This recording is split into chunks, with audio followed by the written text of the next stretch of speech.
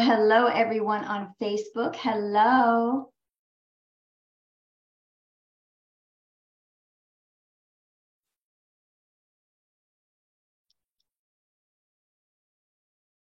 I'm not really sure. Streaming live. Okay, it says we're live. So I've got an error message on one screen and this going on the other. Wow, it's always fun when things happen. So welcome, everybody. Welcome to Hope Define Me's Testimony Tuesday. And I've got to tell you that I'm going to pull it up and make sure we're still going live here. But I just had such a wonderful conversation with Hope, and she's our special guest this evening. But I want to let you know that Hope Define Me is something that God started a very long time ago. And then it was recent that he put upon my heart that he wanted Testimony Tuesday. He wanted everyone's testimonies told, because everyone walks through everything for a reason and a purpose. Nothing is wasted. Not a tear is wasted. We go through things, and then down the road, God will bring people alongside of us that we're able to help and pour into and administer to and show compassion and empathy towards, because we've been where they've been. And that's why all this happens, so that we can show love. We can be Jesus to other people. Even in the Bible, in Revelations 12:11, it says, they, which is you and I, triumphed over him, the enemy, by the blood of the Lamb, which is Jesus, and by the word of their testimony. Our testimony, it's powerful. So I just want to say thank you to Hope, because she is our special guest tonight. And I know people are popping on. And Hope, thank you, Hope Sukup. And let me read you a little bit about her bio. It's amazing. She was born in Washington, D.C. I didn't know that, but she moved to Florida at the age of 4. And she used to love to help her stepdad, with outdoor things and fishing and fun stuff like that. She also met her wonderful husband, of Rick, of 50 years. They've been married for 50 years, 2 beautiful children, and she's been going to CCWC for 28 years. That's still 28 years, right? It's amazing. She's wonderful. And I just want to say thank you for being my guest. Thank you for being here, Hope. Thank you. I'm excited to have you on to share your testimony, because your testimony has so many facets. That, I mean, it's not just one thing. I know a lot of people, we were saying yesterday, you and I, as we spoke, the kidney transplant. Well, it's so much more than that. And I was blown away with our conversation that we had, but it's so much more than that, and how amazing God is and how he shows up in the details, right? And that's true. Exactly. So why don't you start us off? Tell us a little bit about you. When did you know Jesus? When did you come to know Jesus and get saved? Well, I loved God from an early age, and I did do a lot of praying and everything. We were raised Catholic, and so we went through all the education. So I did learn who Jesus was, but I also had it in my heart. I did.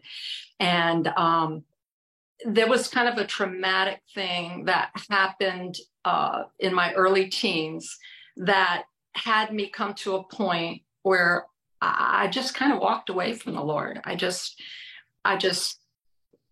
did, and went through my teen years, just like any other teen that didn't know the Lord, just living life, trying to get good grades, trying to, do the right thing.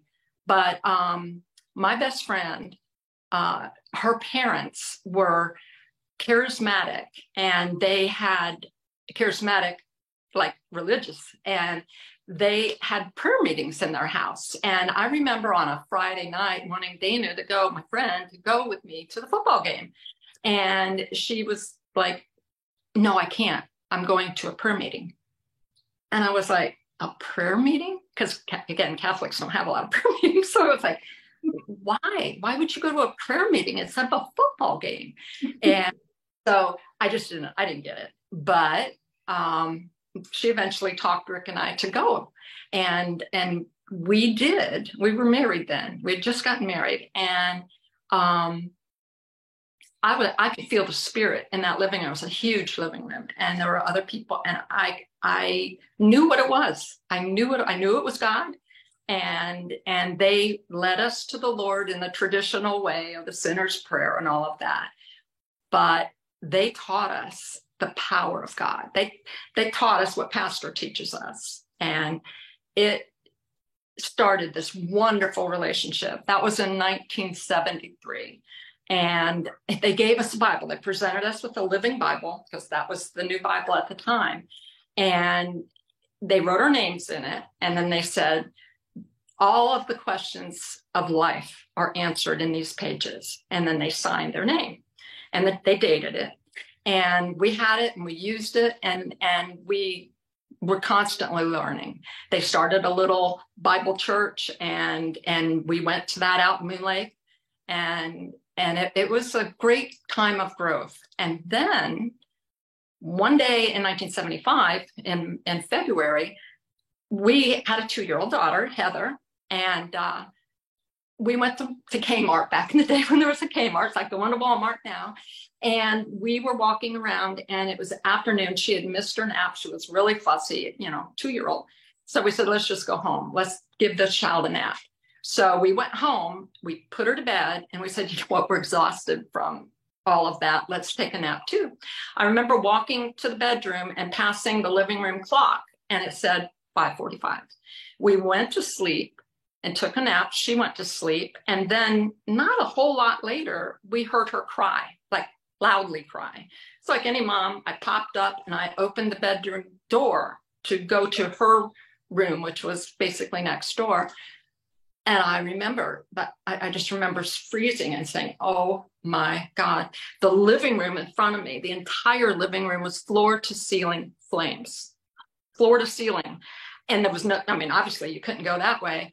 And I just froze. But Rick had been in the Navy and he had firefighting training. So he grabbed me, we got to Heather's room, we got her, and there was a way to get to the kitchen this way. And so we got into the kitchen. We had sliding glass doors that went out to the backyard, but they were locked because we had been at Kmart. So I tried to open them, but the metal was so hot that I couldn't do it. So again, that firefighting thing with Rick, he pushed it up, opened it up and shoved us out into the room, into the backyard, I should say. And he immediately ran around to the front of the house because our new car was parked in the driveway, but right up against the house almost. And so he's hosing it down, trying to keep it from catching on fire. But after we were outside, Heather and I were under the backyard tree, and, you're in shock. You don't even know what's going on at this point. And I started to hurt really badly. And that's the air alone had burned our skin.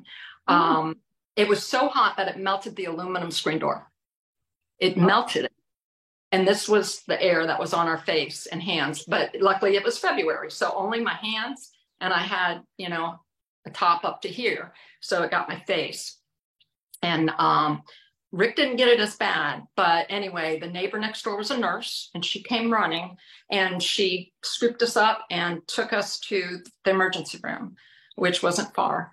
And, long story short, they applied this new medicine on us it was called Silvadene. It was a cream, and they put it over all of the burns. And then they called my mom, and my mom came because back then it was a little hospital. It's North Bay Hospital, but it was little then. And they sent us home into my mom's care. And so we went home, and she gave us her bed. And I remember we were exhausted. We just went to sleep, probably on pain meds too, for all I don't remember. But I remember we woke up and we were face to face.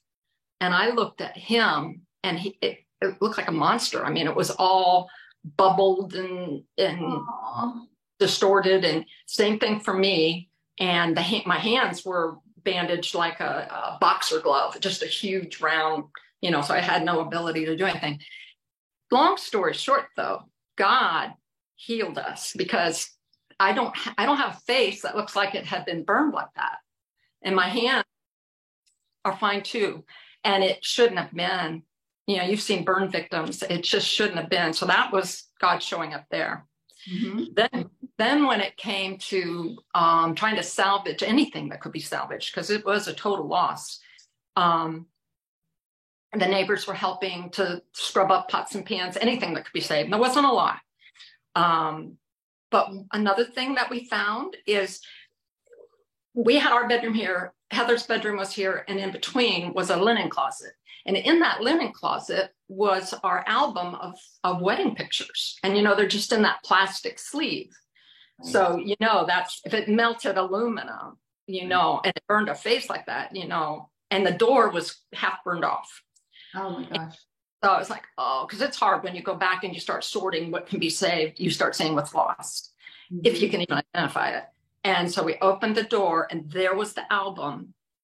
And it's smoke damaged, but opened it up. Every picture's perfect. The plastic didn't even melt. So that was another thing. And then, we were newly saved. And the first thing that you think of is like, what in the world is this God who's supposed to protect you? Mm-hmm. You can't put it together, especially as a young Christian. Right. But then he keeps showing up. We didn't know we were going to be fine as far as our facial, looks and everything, but we were being prayed over, and it bolstered us. And then the pictures, that was big. And then by the time you're throwing things away, you're just emotionally drained. It's like everything's ruined. There's nothing that's saving. Just throw it away, throw it away, throw it away, throw it away. By the time we got to our bedroom and the closet, all the clothes smelled like smoke, and they were wet, and they just needed to be thrown away. And everything on the top shelf, we would just like toss it without even looking at it. And that's where the Bible was. So all this stuff was sent to the dump, of course, in the garbage and the debris pile. And we just kind of forgot about it because our hands were really full. And another way God showed up was 3 years later. We get a call 3 years later. We get a call from Dan Wright, who was Dana's father, who led us to the Lord and had all of gave us the Bible. And he calls us up and says, we need you guys to come over here right away.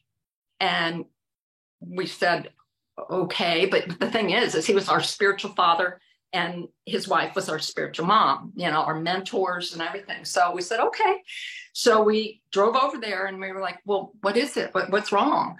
And he said, I got a call from a man that I didn't know. And he asked me if I knew Rick and Hope Sukup. And I said, yes, I do. He says, well, I have something of theirs. So he drove over. He had been at the dump, and he found this Bible. And he brought it to Dan, and Dan gave it back to us. Now, that's the hand of God. Yeah. And then what was the condition of the Bible? Perfect, except for it's gray on the pages, the side of it, because of smoke. But by the time we were there throwing everything away, we didn't even know what we were throwing away, And I knew then that God wanted us to have that Bible. It was the Word of God. And that really ministered to a lot of people. How God is so present. So present. So, we found out from our insurance agent that we had horrible insurance. What had happened was, back then, when you bought a house, you could just take the policy from the seller and put it in your name, and you were good to go. Well, I was a kid. I didn't know anything about business. I didn't know anything about insurance. So I thought, well, the title company and the bank were happy, so I'm happy. But it turned out it was woefully underinsured, and you couldn't rebuild. And it was a total loss house. You couldn't rebuild for that amount of money. So we went ahead and we said, all right, well, we have a certain amount that's given to us for contents. We'll take all of that and put it with the house money and try to find somebody to build the house back. And luckily, a neighbor a block away was a general contractor. And of course, the whole neighborhood, it's a small little neighborhood. They were aware of the fire. They were the ones helping to, clean up pots and pans. And he said, I'll build the house for you. I will make it work. I will, probably he cut his own profit and things like that, but he was going to get this family back in house. And then he found ways to reinforce the remaining cement blocks, which normally would be torn down. And he built it back, and he even built it bigger because he added on a little family room, and he put on a really pretty facade, and everything was new. I got to pick out the carpet. I got to pick out everything. The paint, had painters come paint. And the front door, this was something that really touched my heart, because somebody wealthy building a fancy house and had ordered double doors and then changed their mind. And these were mahogany carved doors. So he was stuck with one of them. And he built that house, and he had this in his construction material, and he gave us this mahogany front door. You talk about an upgrade. Yeah. So it doesn't matter if you don't have the right amount of insurance. It doesn't matter if your house burns down and you think everything is lost, because God has his own economy. He has his own ways. He provides. And that was our first real, excuse me. Can't keep the power on. Technical problems. There we go. That was the first real lesson that God gave us, that he could restore anything better than it was before. Better than it was. Isn't that amazing? I mean, God does show up. He shows up. And so then from there, I mean, let's go into, we know about the kidney transplant. Let's go backwards some more, because everything you were telling me, all the things, what led up to the tumor you were telling me about? There was a tumor. Well, what happened was I was working in Palm Harbor on alternate 19, and it was time for me to go home. And I drive. I would travel all over the country for this job, all over the area. And I needed to make a left-hand turn to go north to Newport Richey. And I looked both ways. I was a careful driver. And as soon as I pulled out, bam, I was hit. And when you get hit this way, your head goes that way against the glass, and it knocked me out. Mm-hmm. And there's a protocol when the ambulance came, that if somebody has been knocked out, they have to go to the hospital. I'm like, I'm fine. They said no. So they take me to the hospital, and they run the MRIs and CAT scans and all to make sure that something didn't happen.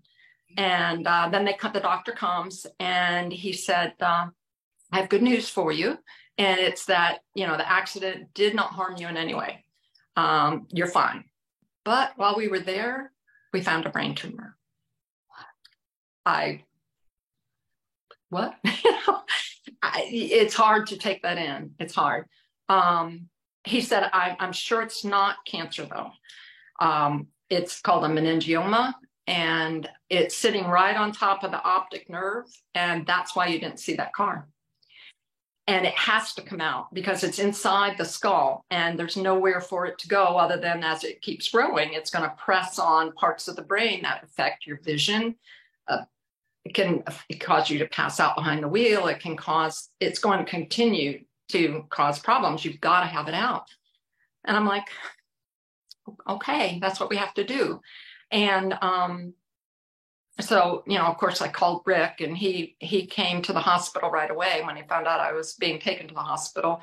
And we both tried to take it in, and it seems like we notified the kids. But then the next person I notified was Cinda Harris. I don't know how many of you know Cinda, but she used to have these extravagant Christmas productions. And she had asked me to be on an ensemble, and it was with a cantata back then, which is basically all music. And she wanted this one particular act to be everybody in sequins and dressed up and under the lights and singing a Christmas song. And I was on that ensemble, and I already had my sequin top. I already had my shoes. Heather had helped me buy shoes. And I was like, Cinda, I have a brain tumor. I can't be in the cantata, which was about 7 weeks away. There's just no way.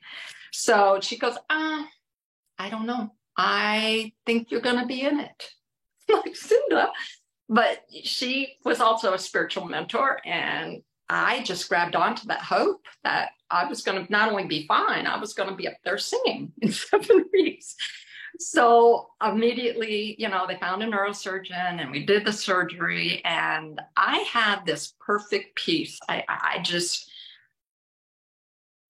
knew that I was going to be okay, and I was going to be singing in that cantata. And I didn't entertain anything else. And right before the surgery, at church, I had one Sunday before the surgery, somebody, I can't remember who it was, came running up to me and said, I got to introduce you to somebody. I got to introduce you, and drags me out of my chair to this total stranger. But this man had a brain tumor, and they always do one last CAT scan before you go into the operating room. And he was a believer, and he believed that he would be healed, and everyone had prayed for him. And when they did that last CAT scan, there was no tumor and there was no surgery. So I thought, well, Lord, if you can do it for him, you can certainly do that for me. And that's how I'm going to be able to sing in the cantata. So I grabbed onto that too. And I just knew that last CAT scan was going to show the same thing, because God's a big God and not a respecter of persons and all that. But they did that last CAT scan, and I went into the OR. And I don't really remember anything. I don't remember much about the first days. I do remember my family coming to see me, and I guess my head was swollen. Heather can tell you about that, so much that I couldn't be recognized. And but then I was in there for about a week, and then they let me go home. And there was so much prayer. Our church is so much prayer going on always for people, and bringing food and being so wonderful. Caroline Gray, Steve Gray's wife, worked at Joy FM, and she told Rob Dempsey about it, and he was the station manager. And I'm at home just recovering, sitting in this chair in the living room I always sat in, and he calls and he starts asking me all about it, and I'm just answering the questions. I didn't know I was on the air. And I told my whole story at that point on the air. And that led to a response. And so, Joy FM has their prayer time on a regular every day, and they lift up different people, and they lifted me up every single day on air. And everybody, I don't know about you, but I always join into the prayer and pray for these people, and they were praying for me. And I thought, God, I'm not worthy of that kind of thing, but I know what prayer does, and I'm so grateful. And then in the end, I got stronger, but I spent a lot of time in this chair in the living room. And I had like 8 hours while Rick was gone to work, and I would just open my Bible, and I would read, and I would pray. And, and when you seek God that way, he answers. You hear his voice, and he tells you things that are so profound. And in fact, I called it the University of God, because I could sit there for the whole 8 hours. I mean, I would get up and get something to eat, but the whole 8 hours, and then Rick would come home, and I'd be home already, because I didn't want to stop. And I did this every single day, and I grew in the Lord and grew in the Lord. And I realized that the brain tumor was a blessing, because Joy FM would keep calling, and then they would keep reporting my progress. And I knew that people were touched, and they would keep praying. And I was just being changed so much. So that's the brain tumor. And so you'd think, well, okay, that's plenty. A fire and a brain tumor, God's going to make it a little easier. But he didn't. He has his ways of teaching lessons that you can't learn any other way. And I did learn that every trial that you walk through is filtered through his hands. Yes. He would not let it happen if he didn't know that he was going to give you a victory, just like the fire, just like, just like the brain tumor. I got well enough. It did start migraines. I had a lifelong time of migraines as a result of that, but God carried me through. I learned how to deal with pain. I learned how to lay down in his arms when I could not go on. And at the end of the day, I'd look back, and he had carried me through that day, carried me. And I learned to trust. I learned his presence. I learned that if I called out to him, he would call out to me. But the recovery wasn't smooth. Back to the cantata. I don't know, it was maybe 2 weeks into it. And I woke up and I just sat up. And when I did, all this fluid came out of my nose. It was like a brown fluid. And of course, called the neurosurgeon right away. And he said it was spinal fluid. Now, the way they accessed the tumor inside my skull was to cut an oval out of my skull, set it aside, go in, do the operation, and then put it back with titanium screws. And one of them was leaking, and that's what it was. Now, normally your body seals it, just like if you have a cut, it would seal over, but mine wasn't. And so he said, you have to lay on your side. You have to lay, complete bed rest and see if it'll seal. And I would lay all day, and then I'd sit up and it would run. And so he said, well, there's no way you can sing, because now we're right up on the cantata was going to start, and he had given me permission to do it, but I was leaking. So you can't, if you sing, you create head pressure, and that's going to be counterproductive. So I was brokenhearted. I was really brokenhearted. And and Rick was in it, and our son Ricky was in it. And so they would be dressed up, or our son was doing technical. They would go, and I'd be left by myself. And that happened for day 1, and that happened for day 2. There were 7 performances. But finally I stopped bleeding, or not bleeding, but leaking. And the doctor changed his mind and said, you can go. And that was a God thing, because he was so against it. And I was up there on the very first performance, and I saw Pastor lean over to the person and said, she had brain surgery 6 weeks ago. And I knew that me being up there was a testimony of God's power. Yeah. Because again, they had all been praying. So there's just so many times he's shown up. So you'd think that would be probably it, but no. Let's see, what was the next thing on the list that happened to me?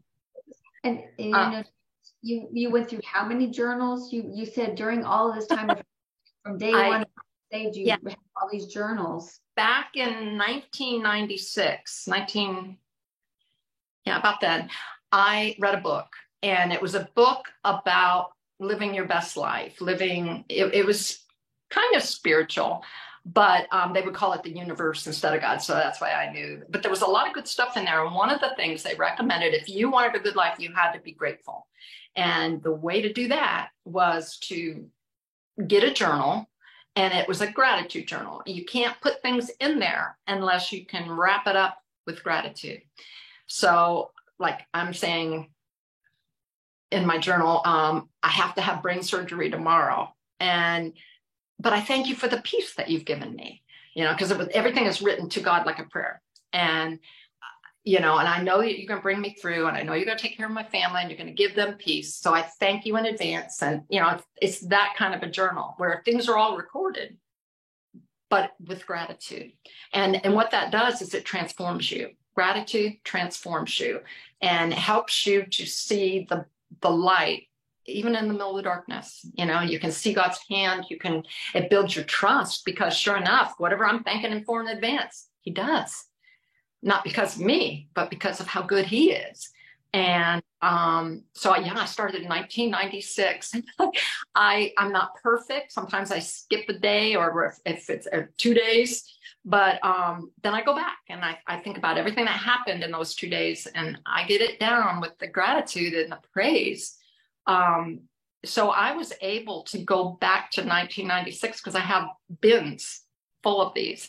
And I had forgotten some of the things that God had done. I mean, it's overwhelming to see his goodness, his presence, his care, his carrying me through days, providing when there was no way. There was just no way. One thing that happened was I was shopping the day after Thanksgiving for the big sales at the mall.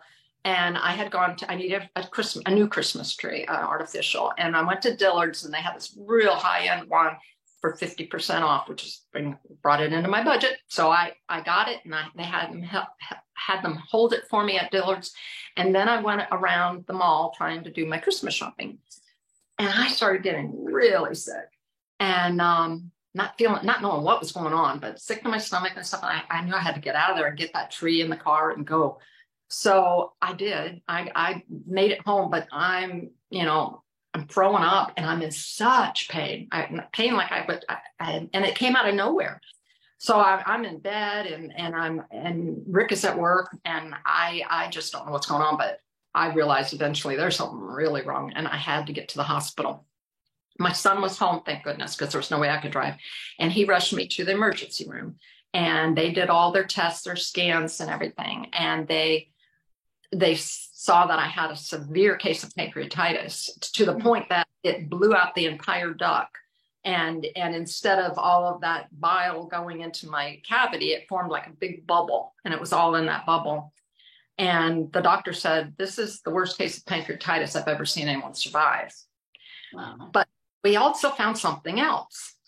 And I said, what? And he goes, well, who in your family has polycystic kidney disease? And I said, polycystic what?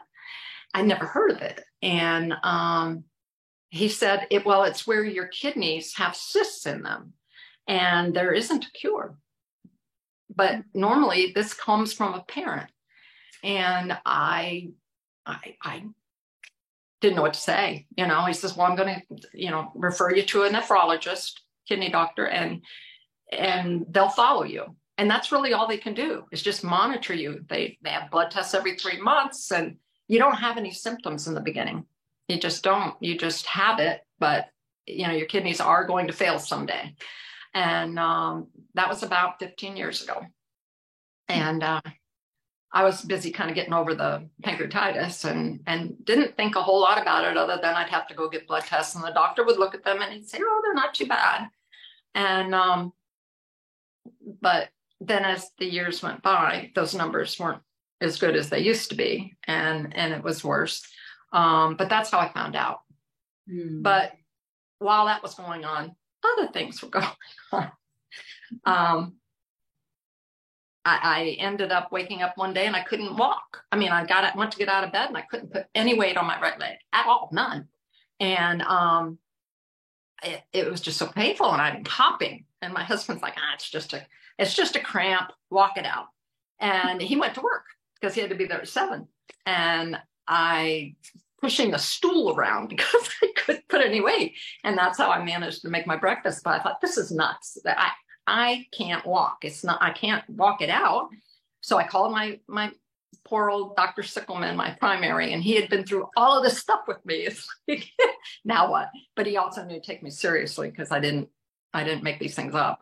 And he says, well, can you get here? And I said, yeah. And they're 5 minutes away. So I hopped on one leg all the way out to the garage and got in the car, drove, hopped across the parking lot, grabbing onto things. And they put me down on the table, and they said, there's something going on with that hip, and we're going to have them do an emergency aspiration where they stick a big needle in the joint and pull out fluid to see what's going on. And it was MRSA. Wow. So they call, and they said community acquired. You can get it, and it's in the air, it's all around. And if you have a cut or an opening, it can get in, and if it gets in the bloodstream, then it just goes throughout the body. Mine went to the hip, and then the infection starts growing. And they called Dr. Hamp, who is orthopedic, and he said, get her to the hospital right away, I've got to operate. I'm like, what? I had things to do at work. But I was hopping on one leg, so it's like, okay. So straight across to community hospital, which is not there anymore. And I was in surgery. And because the way they had to do it is there are no blood vessels to the hip joint. So as a result, they can't just run antibiotics. So they have to open it up, and they have to get the infection out, and then they have to apply antibiotics manually and then close it back up. So, just another day in hope. My poor family. I mean, it's like, I couldn't help it, but I felt so bad for them because it was just always a crisis. And But I got over that. I had to have infusions like 3 times a day, where a bag of stuff, kind of like chemo in a way, go into a port and flush the body with antibiotics. And I had to get back to work because they were starting to rumble. So I just took it all to work, and I sat at my desk. I felt fine, and I could walk now. My hip didn't hurt, and I would just do it there at my desk and roll with it. And I got well, and God made it all work. I didn't lose my job. I didn't, because it's hard to employ somebody that's doing something like this. And I stayed with my employers for years and years at a time. So then that happened. But then in 2003, I'm thinking it is, I didn't find the right journal to be able to confirm it. But I used to go to Dr. Sickelman and have the, just the routine annual physicals. And because it was me and the issues I tend to have, he would run a more involved one. And because I had the brain tumor, he was always doing a scan of the brain as well. And then they were going to look for RA markers and things like that. And so I thought, well, it's no big deal, it's just routine stuff. And so I went in for my results, and I'm just sitting there like, you have the exam table, but I was just there for results. So I sat, there were 2 chairs. I just sat in a chair, and I could hear through the wall, though. I could hear Dr. Sickelman on the phone with the radiologist going, "Are you sure? Are you absolutely sure?" And I thought, this doesn't sound good. And so then he hangs up, and the door slides open, and he comes, and he usually would stand over by the counter and just stand there and talk to me. But this time he came in, and he plopped himself in the chair right beside me, and his shoulders just like, he goes, "It's not good. It's not good at all." And I said, "What?" And he goes, "Well, the radiologist found many tumors in your brain. He measured them. I think there were 9, either 7 or 9 tumors all over the brain." And I had an uncle that died of brain cancer. So I knew that it's an awful diagnosis, and you don't beat it. You just don't, not when you've got 9 of them. So the next step was to see the neurologist, and then the neurologist said, "Okay, here's what we need to do. We need to do a spinal tap so that we can find out what kind of cancer it is and how aggressive it is, and then we'll make a treatment plan," which I know would be like chemo. And I was just going through the motions. So now I'm checked into the hospital, and then they do the spinal tap, but I'm laying there thinking, I had researched, I knew you really have about a 3-month window where you're totally functional. And then after that, you maybe start getting seizures. You might have vision problems. You might not be able to speak properly. It all depends on where it's pressing and attacking. And with that many of them, I would have multiple symptoms. But maybe for 3 months, I would be able to say what I wanted to say, do what I needed to do. I pretty well knew, this is it, but I know it was going to heaven. So once I passed through this, then it's all good. I it broke my heart to leave my kids, my husband, but, this was obviously God's will. This was insurmountable. This was a done deal. And I was in the hospital still, and Heather came to visit, and we had that talk about what kind of arrangements I wanted at CCWC. And we talked about music that I wanted played, or I told her where all the pictures were so a video could be created, those kind of things. And it was sad, but Heather's a lot like me. When you know that this is the path God has you on, you just, by his grace, you do what you have to do. And she was a trooper. She was by my side. Now, my husband, I think he had trouble dealing with it. He couldn't console me. He couldn't, he was just shell-shocked. My sister-in-law, who has known me since I was 5, she was a mess. She was, a mess, and calling Heather, and it was hard, very hard time. So I'm still in the hospital, And all of a sudden, I'm on the phone with Rick, talking to him, and the nurse comes running in and she goes, Dr. Kumar, who is the oncologist, because I had an oncologist, I had a neurosurgeon, I had everybody on my case. I mean, the radiologists, they were actually having a conference at the foot of my bed, looking at the computers together. And so it was like, this is real, this is really real. But then the next day, the nurse comes running in and says, Dr. Kumar needs to talk to you right away. Get off the phone. He's gonna ring right through. And so I got off the phone and I thought, how much worse can it get, right?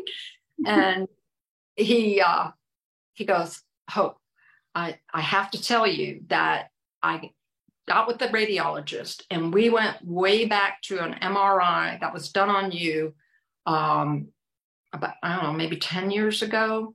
I remember if it was 2008. That's what it was, 2008. And he said, I looked at that MRI and everywhere where there's a nodule in your brain, I can look at the 2008 one and see shadows in all those places. Now, if it was cancer, you'd be dead already. Mm-hmm. So it's not cancer. He said, they're shadows. They're shadows. They're nothing. I'm going to discharge you and you go home and you live a healthy, long life with your family. Got goosebumps. You talk about God showing up. You talk about God saying, no, I've got another plan, but I'm going to show my power. Well, needless to say, it took us all a while to kind of decompress, but realize this is real. I'm not in the hospital anymore. I have no follow-up tests. Nothing. It's nothing. And God, it's hard to explain what it's like to get your life back when you had completely laid it down. It was over. You had come to the end of the road and you were going to be going into heaven, but it was, Heather knows. Heather's on tonight and she knows because this was her life too. So you know what, and God's still in the miracle business, Absolutely. What he has done for you, he's not a respecter of persons. He can do for anybody that's watching right now, anyone out there. But yes, go ahead. That's absolutely right.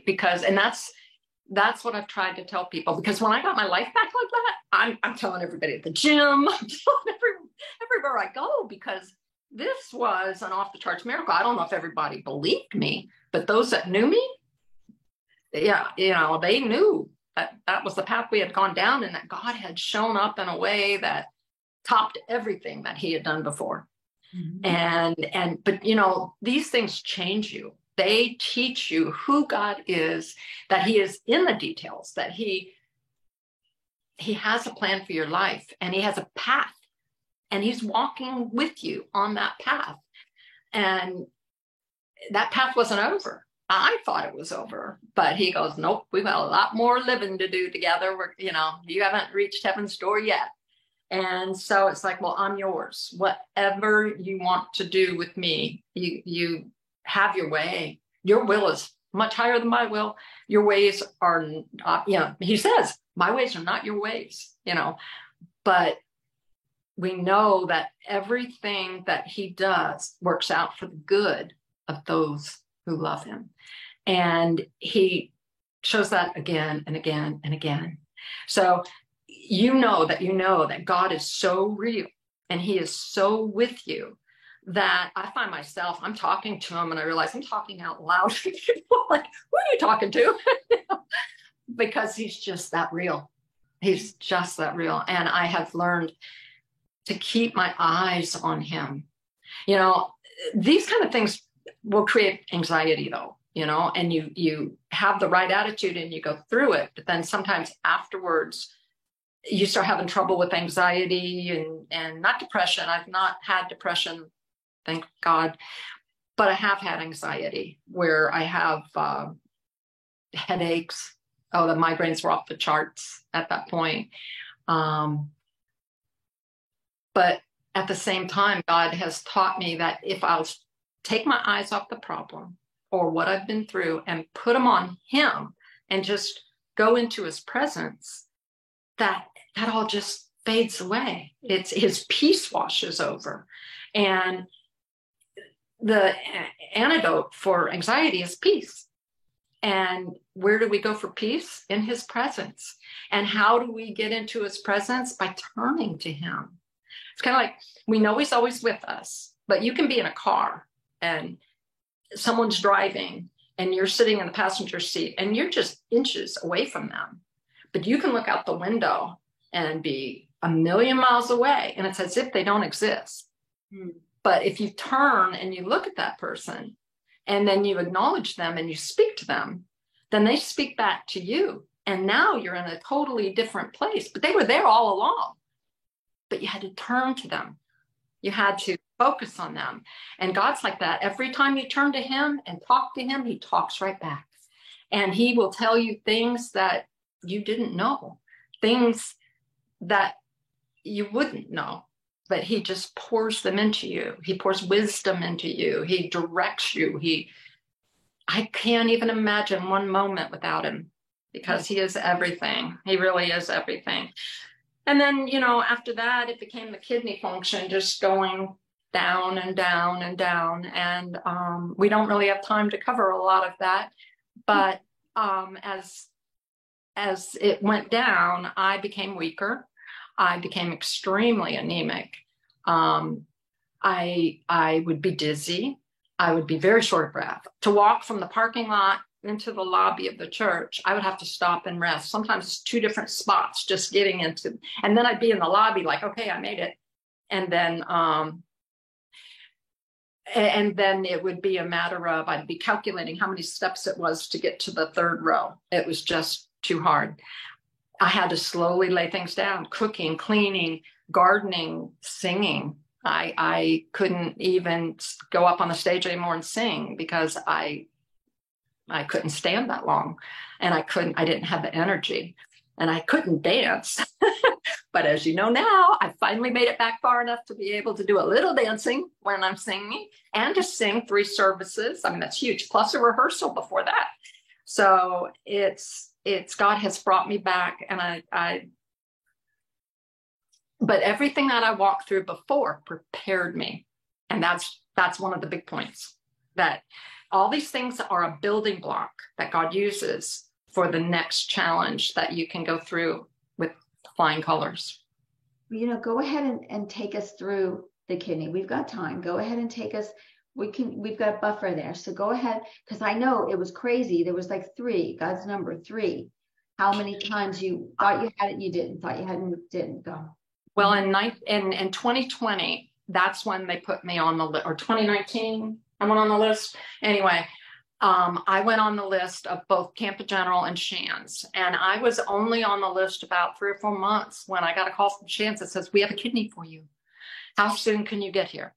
And I'm like, a kidney. And of course, I grabbed Rick. I had a go bag already packed, and we jumped in the car. They said, take a shower first and wash your hair. I'm like, what? Because it's going to be a long, long time before you can get in a shower again. So rush up there, and you think, I've got a kidney. I put it on Facebook. I'm getting my kidney. And never occurred to me that I would not get my kidney. But when I got there, you go through all this pre-op testing, and it turns out that 4 people are called for 2 kidneys. And if something shows up in the testing, then the kidney doesn't go to waste. It goes to the other person. Wow. And I didn't know that until I was there and waiting. And a doctor said, well, you might not get it. I said, what do you mean I might not get it? And then he explained. And that's the way it worked out, that 2 people scored higher than I did, because they score you, just figure out who is the 2 best candidates. And so I was sent home. And that was real hard. Then in March of 2022, I got another call, and it was Tampa General. And they said, we've got a kidney for you. Come on in, So again, we did it. But this time I wasn't as excited because I knew I might not get the kidney. But you're really hopeful, and you go through all the pre-op and all the tests and everything. And in the end, one of the kidneys wasn't viable. And so I was sent home without a kidney. So it's hard, but God is holding you. That's when you can feel those arms around you and his grace to face it, and the grace to keep believing, and that you're going to get your kidney, and then in October, I got a call, and it was Tampa General, and they said, we have a kidney for you, and you're a perfect match. In fact, you're such a perfect match that it's as if it was a twin sibling. So the chance of rejection, is lower because the tissue is so much like my own. And this time I got my kidney. I had to wait.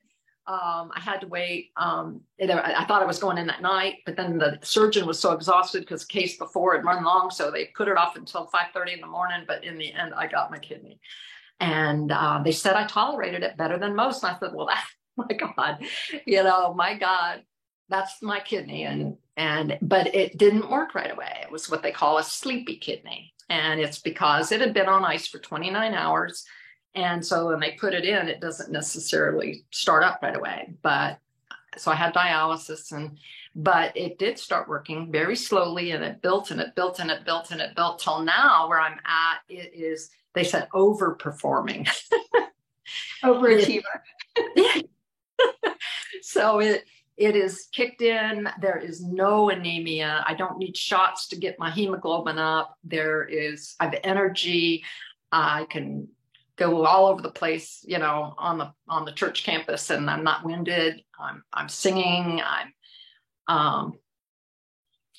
God gave me my life back. I didn't realize, because it was a slow downward spiral for years, that I didn't know that I didn't feel good until I feel good now. I'm healthy now, that I'm just so over the moon, that what God did for me. Again, he gave me my life back. He gave me my life back because I was very sick. My kidneys were working 6%, which meant 94% wasn't functioning when I had injury.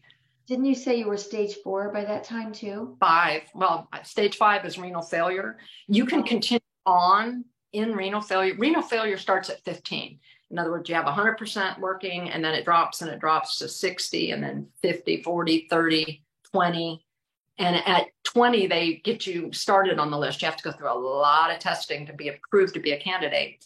Then when you're 15, you're true renal failure. But the kidneys are still working some, and you can keep going. And my doctor let me go all the way to 8 before it was time that I absolutely had to have dialysis, because dialysis kind of takes your life away. 3 times a week, you're there for 4 hours, but your blood is taken out of your body, run through a machine, cleaned up, and put back, and then take it out and then put back, taken out, put back. So you're wiped out. And the only thing you can do is go home and sleep. And the next day you feel okay, but then the next day you have dialysis again. So it's hard. You can't really travel, and you can't, just more is taken away. So now I can travel, and come October, it'll be 1 year, and I can travel anywhere. Right now I have to travel to places that has a trauma center, just in case there's an injury, just in case there's rejection. But I know I'm not going to reject. God's not going to let that happen. Oh, but we don't have time. Do we have time for one? Okay, so I get the kidney, I'm recovering, it's all good, and they run a ultrasound on me, and they find a mass on the new kidney. Yeah, and it could be cancer. I'm like, God wouldn't do that. He wouldn't do that to me after all of this. He wouldn't. But I have to go for a CT to make sure that it's, what this mass is, what this lesion is. But it's not good. And so I have it, and they decided it was inconclusive. Now they need an MRI. So now they schedule it, and I have to wait, and it's ratcheting up the anxiety, but you're walking in faith, and you're walking in peace the most you can, and believing God wouldn't do it to me. He just wouldn't. And so then I get the MRI, and then I have to go for results, and they tell me it's a cyst. That 50% of the people out there have a cyst on the kidney. It'll resolve itself. So again, disaster, and God's hand protected me, and I would not take any other answer from him. I pulled out every promise, every scripture. And if you pray scriptures to him, he has to honor it. Right. Very true. He loves to hear scriptures back to him. Oh my goodness. I mean, Hope, you are probably one of the most positive people that I have ever met. And the love for the Lord that you have and the love for life that you have, it's just over the top. It's beautiful. It's so beautiful. And I mean, it's amazing when you see God in the details. And like you told me yesterday, you had like how many journals? And that's why journaling is so important, because as time goes by, we forget the details. We forget the little kisses from heaven. But how many journals do you have now? Oh my. I have one bin that must have 1, 2, 3, 4, 5, 6, 7, 8, 16 maybe. And another bin that has a bunch more. And of course, I'm working on one now, because you can journal or you can gratitude journal. And gratitude journal is a powerful thing, because you are acknowledging that I have a mass on my kidney, but God, I believe you. I believe in your healing. I know you are the healer, and I know that you want good things for me, and you didn't give me this kidney, so it's all written in a prayer, basically, each day for whatever's going on in your life, but you're thanking him in advance for what he's going to do. You're believing him, and you're thanking him for what he has done. One of the biggest things he's done recently with me is tell me, you need to look along the path today. We're on a path from morning to night. And I've hidden all kinds of blessings, like an Easter egg hunt. Go through your day that way. Yes, you're going to have challenges. You're going to have problems. You're going to have disappointments, but you're going to have good things too. And I want you to be on the lookout. Otherwise, you'll walk right by and not even notice. So when you're looking for this, like a treasure hunt throughout your day, you're very positive, and then you find it, and then you put it in the journal. You did this for me today, and you did this for me today, and that happened. And so it builds gratitude, and gratitude pleases the Lord like nothing else. Well, you enter his presence with thanksgiving. Yes. Mm-hmm. Well, just like with our own children, we so appreciate it when they have gratitude for us, like, well, thank you for doing that. It's the same way. And God has that for us, his children. It's so true. So everything that you've said, everything that you've gone through, and there's so much more, we can only put so much into a time frame. But, if you were to sum it up, what little nugget would you want to leave the viewers with? Something that they can tuck into their heart, some hope. A hope nugget from Hope. A nugget of hope. I would say to seek his presence. I mean, really seek his presence, because in his presence is fullness of joy. In his presence is the peace that passes understanding, not dependent on circumstances, so that you can walk through life on a different level, and you can hold and see he's got you by the hand. His word, all through his word, says, I've got you by the right hand. And if you were a 2-year-old and you were with your daddy, you would not be worrying about, well, where's the food going to come from? Or how are you going to take care of me? They got their daddy's hand, and they are at peace about that. And they're just looking for the fun in life. That's how we need to live. We need to know that our Father has got us taken care of, and he's with us, and he's got us by our hand. So we're not going to get lost. And we can just enjoy life. And that's what I want people to take away from. And maybe think about doing those gratitude journals, because they are a blessing to God and to yourself, because you realize how blessed you are. And you will forget all the things that happened 2 days ago. But if you've got it written down, you can flip back and go, gosh, Lord, you're so good to me. Mm-hmm. And faithful. Mm-hmm. And it's so true. And I would love it one of these days if before you put all those journals away, put them all on the floor and just take a picture and put it on Facebook, because it's profound, to be honest. I mean, it's so profound, everything like that. And journaling and blessings books and gratitude journals, it's so good, because we do forget as time goes on. And it's just, I've been in amazement since we were talking yesterday. And just, I was even telling my husband all the things you told me. It's just, I'm in utter amazement that how you have held on to your joy and how you've just held on to your faith through this roller coaster of events that have taken place, from the burning house to the kidneys. I mean, it's a lot. It's a lot, but God is faithful and he shows up and he's always in the details, and he wants us to rely on him, not on self, not what we can get done and what we can do. He wants us to rely on him. And you've done that. Surrender. Each one of these things break you.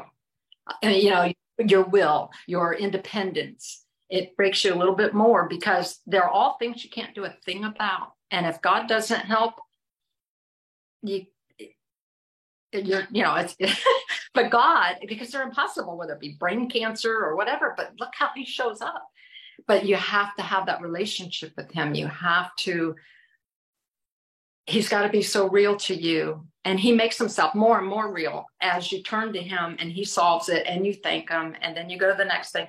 Think about it. It's like a great novel that, there's adventure, there's danger, there's rescue. Oh, here's some more danger. Here's another rescue. We wouldn't need a rescuer, a savior, if we didn't have all this stuff happening. But he is faithful. He'll never let you down. Like the song we sing, you've never failed and you never will. That's right. That's so true. We were saying that too. Do it again. Yeah. You did it before, you'll do it again. And it's so true. And like you said, we wouldn't, if we could do it all ourselves, we wouldn't need a savior. We cannot do it ourselves. No. At least not very good or very well. So true. Hope, thank you. Thank you for being my guest. Thank you. And I appreciate you so much. And it's been wonderful and beautiful. And I would love to have you on a little further down the road again. And there's so much more we can talk about, and all the blessings that God has done for you and through your life, and the hope that you give other people. It's great. I want to say that thank you guys for joining us that have been able to watch. And if you came on late, don't worry, you can hit the replay and watch it all again. It will get posted up on the YouTube channel, which is under the same name of Hope Defined Me on YouTube. And I appreciate you everyone so much for joining in. This, just so you know, that this is God's show. This is God's platform. He's the one that told me that people's testimonies need to be heard. I am just the facilitator. It's all God's show, and he always shows up all the time. And I'm thankful for you, Hope. You are a blessing. You are such a blessing. Thanks for joining us. I appreciate it. Thank you. Love you so much. And thank you, everyone. Don't forget to like and share the video, and have a great evening. Bye now.